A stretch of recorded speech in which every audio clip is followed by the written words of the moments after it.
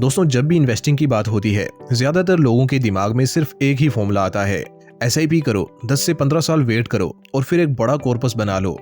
लेकिन एक सवाल है, क्या इन्वेस्टिंग का फायदा सिर्फ फ्यूचर में मिलना चाहिए? क्या आपका पैसा आज आपके लिए काम नहीं कर सकता? क्या ऐसी इन्वेस्टमेंट्स नहीं है जो आपको सिर्फ वेल्थ ही ना बनाकर रेगुलर इनकम भी दे सकें? दोस्तों, सच ये है कि फाइनेंशियल मार्केट में ऐसे कई सारे इंस्ट्रूमेंट्स मौजूद हैं जो सिर्फ कैपिटल ग्रोथ के लिए नहीं बल्कि कैश फ्लो जनरेट करने के लिए भी डिजाइन किए गए हैं। और सबसे इंटरेस्टिंग बात यह है कि इनमें से कई ऑप्शंस के बारे में एवरेज इन्वेस्टर्स को पता ही नहीं होता। इसी वजह से बहुत से लोग अपने पोर्टफोलियो से सिर्फ एप्रिसिएशन एक्सपेक्ट करते हैं, जबकि वही पोर्टफोलियो उनके लिए एडिशनल इनकम भी जनरेट कर सकता है। और आज हम ऐसे ही 7 इन्वेस्टमेंट ऑप्शंस की बात करेंगे जो आपको रेगुलर इनकम क्रिएट करने में मदद कर सकते हैं। ध्यान रहे, ये कोई ओवरनाइट रिच बनने वाली स्कीम्स नहीं है। ये प्रैक्टिकल और जेन्युइन ऑप्शंस हैं जिन्हें हर सीरियस इन्वेस्टर को समझना चाहिए। वीडियो के अंत तक जरूर बने रहिए, क्योंकि लास्ट में एक बोनस इनकम आइडिया भी शेयर करूंगा जो काफी लोग इग्नोर कर देते हैं और जिसकी वजह से उनका पैसा अननेसेसरीली आइडल पड़ा रहता है। तो चलिए शुरू करते हैं। Number 1, securities lending. मान लीजिए आपके पास एक दुकान है जो फिलहाल खाली पड़ी हुई है। आप उसका क्या करोगे? उसे रेंट पर दे दोगे, क्योंकि अगर कोई एसेट आपके पास पड़ा है और उससे इनकम जनरेट नहीं हो रही तो कहीं ना कहीं आप एक अपॉर्चुनिटी मिस कर रहे होते हैं। अब इंटरेस्टिंग बात यह है कि स्टॉक्स के साथ भी कुछ हद तक ऐसा ही पॉसिबल है। अगर आपके पोर्टफोलियो में ऐसे शेयर्स हैं जो आप लॉन्ग टर्म के लिए होल्ड कर रहे हैं और बेचने का कोई प्लान नहीं है, तो उन्हें टेम्परेरी बेसिस पर लैंड किया जा सकता है। इस प्रोसेस को सिक्योरिटीज लैंडिंग कहते हैं। कुछ ट्रेडर्स मार्केट में शॉर्ट सेलिंग करने के लिए शेयर्स बोरो करते हैं और उसके बदले लैंडिंग फी पे करते हैं। मतलब शेयर्स आपके ही रहते हैं, ओनरशिप आपकी ही रहती है और आपको एडिशनल अर्निंग भी मिल सकती है। यानी जो स्टॉक्स वैसे सिर्फ पोर्टफोलियो में पड़े रहते, वही आपके लिए एक एक्स्ट्रा इनकम सोर्स बन सकते हैं।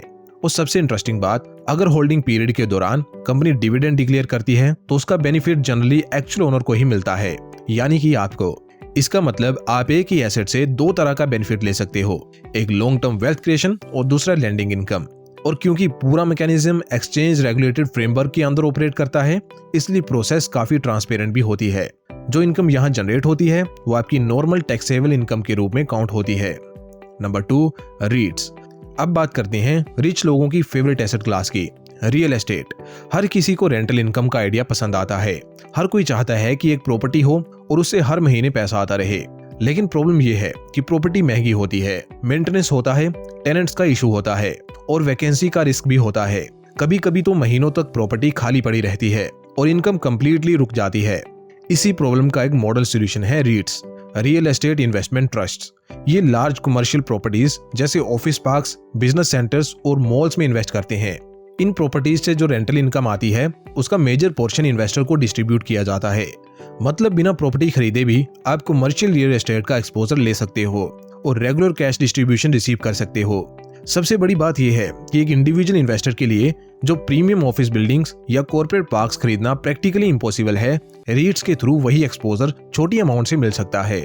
और अगर फ्यूचर में commercial real estate sector grow करता है तो इनकम के साथ साथ कैपिटल एप्रिसिएशन का बेनिफिट भी मिल सकता है। और सबसे बड़ी कन्वीनियंस, रीट्स स्टॉक एक्सचेंज पर लिस्टेड होते हैं, यानी उन्हें आप शेयर्स की तरह बाय और सेल कर सकते हैं। इसलिए फिजिकल प्रॉपर्टी की तरह लिक्विडिटी की प्रॉब्लम भी कंपैरेटिवली कम हो जाती है। Number 3, invites. अगर रीट्स रियल एस्टेट का वर्जन है तो इनवाइट्स इंफ्रास्ट्रक्चर का वर्जन समझ लीजिए। इनवाइट्स का पैसा highways, power transmission networks, renewable energy projects और दूसरे इंफ्रास्ट्रक्चर एसेट्स में लगाया जाता है। ये एसेट्स पहले से ऑपरेशनल होते हैं, इसलिए इनमें से रेगुलर रेवेन्यू जनरेट होता रहता है, जैसे toll collection, transmission charges, usage fees. और इसी कैश फ्लो का एक बड़ा हिस्सा इन्वेस्टर्स के साथ शेयर किया जाता है। यानी आप इनडायरेक्टली इंडिया के इंफ्रास्ट्रक्चर ग्रोथ स्टोरी का पार्ट बन सकते हैं और साथ ही रेगुलर पेआउट्स भी रिसीव कर सकते हैं। और अगर आप ध्यान दें तो इंडिया में इंफ्रास्ट्रक्चर डेवलपमेंट पर पिछले कुछ सालों में बहुत ज्यादा फोकस दिया जा रहा है। नए हाईवेज, रिन्यूएबल एनर्जी प्रोजेक्ट्स और ट्रांसमिशन नेटवर्क्स लगातार एक्सपैंड हो रहे हैं। ऐसे में इनवाइट्स इन्वेस्टर्स को एक ऐसा ऑप्शन देते हैं जहां वो इस ग्रोथ स्टोरी का हिस्सा बन सकते हैं बिना खुद कोई प्रोजेक्ट डेवलप किए। इसका एक और एडवांटेज ये है कि infrastructure assets generally long term nature के होते हैं, इसलिए उनसे आने वाले कैश फ्लोज रिलेटिवली प्रेडिक्टेबल हो सकते हैं। Number 4, dividend stocks. अब एक सिंपल सवाल, अगर आप किसी कंपनी के ओनर हैं और कंपनी प्रॉफिट कमा रही है तो क्या आपको उस प्रॉफिट का कुछ हिस्सा मिलना चाहिए? बिल्कुल, इसी हिस्से को डिविडेंड कहते हैं। कुछ कंपनीज अपने प्रॉफिट का एक पोर्शन शेयर होल्डर्स में डिस्ट्रीब्यूट करती हैं, यही डिविडेंड इनकम होती है। यहाँ एक इंपॉर्टेंट कंसेप्ट है डिविडेंड यील्ड। ये बताता है कि करंट शेयर प्राइस के हिसाब से आपको डिविडेंड के फॉर्म में कितना रिटर्न मिल रहा है। और इसी वजह से कई experienced investor dividend paying companies को पोर्टफोलियो का एक इंपॉर्टेंट हिस्सा मानते हैं, क्योंकि यहाँ आप सिर्फ शेयर प्राइस बढ़ने का वेट नहीं कर रहे होते, आपको बीच बीच में कंपनी के प्रॉफिट्स का डायरेक्ट बेनिफिट भी मिल रहा होता है। लेकिन सिर्फ हाई डिविडेंड देखकर इन्वेस्टमेंट करना गलती हो सकता है। कंपनी का बिजनेस स्ट्रॉन्ग होना चाहिए, कैश फ्लो हेल्दी होना चाहिए और डिविडेंड हिस्ट्री कंसिस्टेंट होनी चाहिए, तभी डिविडेंड इनकम सस्टेनेबल मानी जा सकती है। आदर्श सिचुएशन वो होती है जहां कंपनी डिविडेंड भी दे रही हो और साथ ही अपना बिजनेस भी ग्रो कर रही हो। ऐसे केस में इन्वेस्टर को डबल बेनिफिट मिल सकता है, रेगुलर कैश फ्लो भी और लॉन्ग टर्म कैपिटल एप्रिसिएशन भी। Number 5, SWP systematic withdrawal plan. अब मान लीजिए आपके पास एक अच्छा खासा इन्वेस्टमेंट कॉर्पस है और आप उससे मंथली इनकम में कन्वर्ट करना चाहते हैं। यही काम आता है SWP सिस्टमैटिक विड्रॉल प्लान। इसमें आप म्यूचुअल फंड में पैसा इन्वेस्ट करते हैं और फिर हर महीने एक फिक्स्ड अमाउंट विड्रॉ करते रहते हैं। बाकी पैसा इन्वेस्टेड रहता है और ग्रोथ जनरेट करने की कोशिश करता रहता है। यानी एक तरफ इनकम भी मिल रही है और दूसरी तरफ कॉर्पस भी काम कर रहा है। बहुत से लोग रिटायरमेंट के बाद इसी चैलेंज का सामना करते हैं कि उनके पास कॉर्पस तो होता है, लेकिन उस कॉर्पस को रेगुलर इनकम में कैसे कन्वर्ट किया जाए, इसका उनको आइडिया नहीं होता। SWP इसी प्रॉब्लम का एक स्ट्रक्चर्ड सॉल्यूशन प्रोवाइड करता है। आप पहले से डिसाइड कर सकते हैं कि हर महीने कितना अमाउंट अकाउंट में आना चाहिए और उस हिसाब से विड्रॉल सेटअप कर सकते हैं। इसी वजह से रिटायरमेंट प्लानिंग में SWP काफी पॉपुलर स्ट्रेटजी मानी जाती है। लेकिन इसका एक और बेनिफिट है जो काफी लोग इग्नोर कर देते हैं। यहाँ आपको अपने इन्वेस्टमेंट्स को बार बार मैन्युअली सेल करने की जरूरत नहीं पड़ती। एक बार सिस्टम सेट हो जाए तो विड्रॉल्स ऑटोमेटिकली प्रोसेस होते रहते हैं। यहाँ टैक्स भी सिर्फ गेन वाले पोर्शन पर लगता है, पूरे विड्रॉल अमाउंट पर नहीं। इसी वजह से कई सिचुएशंस में SWP ट्रेडिशनल इनकम ऑप्शंस के कंपैरिजन में टैक्स एफिशिएंट भी हो सकता है। हालांकि एग्जैक्ट टैक्स इंपैक्ट आपके फंड टाइप और होल्डिंग पीरियड पर डिपेंड करता है। Number 6, post office monthly income scheme. अब तक हमने मार्केट लिंक्ड ऑप्शन देखे, लेकिन क्या हो अगर आपको मार्केट का रिस्क ही नहीं चाहिए और आप स्टेबल इनकम प्रेफर करते हो? तब आता है post office monthly income scheme. ये गवर्नमेंट बैक्ड स्कीम होती है। आप एक लमसम अमाउंट डिपॉजिट करते हैं और उस पर मिलने वाला इंटरेस्ट रेगुलर इंटरवल्स पर रिसीव करते हो। रिटर्न फिक्स्ड नेचर का होता है, इसलिए मार्केट वॉलेटिलिटी का डायरेक्ट इंपैक्ट नहीं पड़ता। चाहे स्टॉक मार्केट ऊपर जा रहा हो या नीचे, आपके रिटर्न्स मार्केट परफॉर्मेंस के हिसाब से फ्लक्चुएट नहीं करते। ये ऑप्शन उन इन्वेस्टर्स के लिए यूजफुल हो सकता है जो प्रेडिक्टिबिलिटी को ग्रोथ से ज्यादा इंपॉर्टेंस देते हैं, खासतौर पर उन लोगों के लिए जो रिटायरमेंट के करीब हैं या फिर अपने पोर्टफोलियो का एक हिस्सा लो रिस्क एसेट्स में रखना चाहते हैं। एक और एडवांटेज ये है कि यहाँ रिटर्न का मैकेनिज्म काफी सिंपल और समझने में आसान होता है। आपको डेली मार्केट मूवमेंट ट्रैक करने की जरूरत नहीं पड़ती। इसी वजह से कंजर्वेटिव इन्वेस्टर्स के बीच ये ऑप्शन काफी पॉपुलर रहा है। Number 7, senior citizen saving scheme.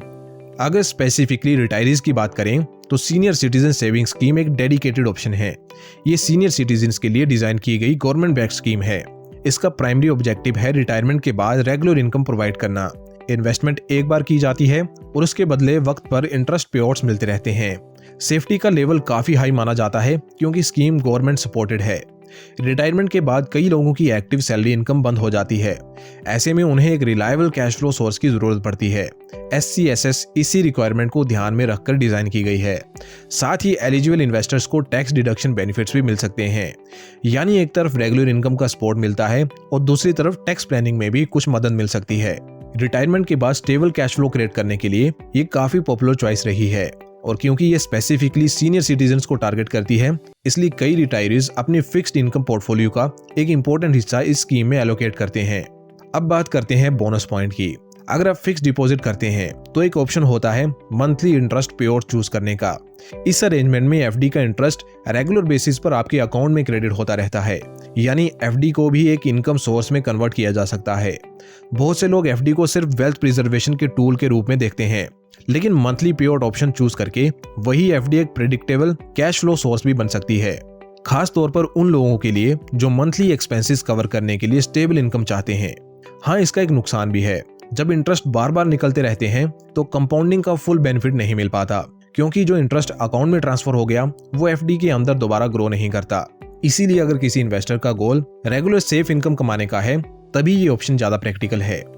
तो दोस्तों आज हमने 7 ऐसे ऑप्शंस देखे जो ट्रेडिशनल इन्वेस्टिंग से थोड़ा अलग अप्रोच ऑफर करते हैं। लेकिन दोस्तों सबसे इंपॉर्टेंट बात यह है कि इनमें से कोई भी ऑप्शन यूनिवर्सली बेस्ट नहीं है। हर ऑप्शन एक अलग पर्पस सर्व करता है। कुछ ऑप्शंस ग्रोथ और इनकम दोनों का कॉम्बिनेशन प्रोवाइड करते हैं, कुछ स्टेबिलिटी और कैपिटल प्रोटेक्शन पर फोकस करते हैं और कुछ ऑप्शंस मार्केट लिंक्ड होते हैं, जबकि कुछ कंप्लीटली फिक्स्ड इनकम कैटेगरी में आते हैं। हर ऑप्शन का रिस्क अलग है, रिटर्न अलग है और सूटेबिलिटी भी अलग है। इसलिए किसी भी इन्वेस्टमेंट को चूज करने से पहले अपना गोल, रिस्क टॉलरेंस और टैक्स इंपैक्ट जरूर समझिए, क्योंकि सही इन्वेस्टमेंट वही होती है जो आपके फाइनेंशियल गोल्स के साथ मैच करे, ना कि वो जो किसी और के लिए काम कर रही हो। अगर वीडियो यूजफुल लगा हो तो लाइक जरूर करिए और चैनल को सब्सक्राइब भी करिए और कमेंट में बताइए इनमें से कौन सा ऑप्शन आपको सबसे इंटरेस्टिंग लगा और क्या आप अपने पोर्टफोलियो से रेगुलर इनकम जनरेट करने के बारे में कभी सोच रहे थे। मिलते हैं अगली वीडियो में।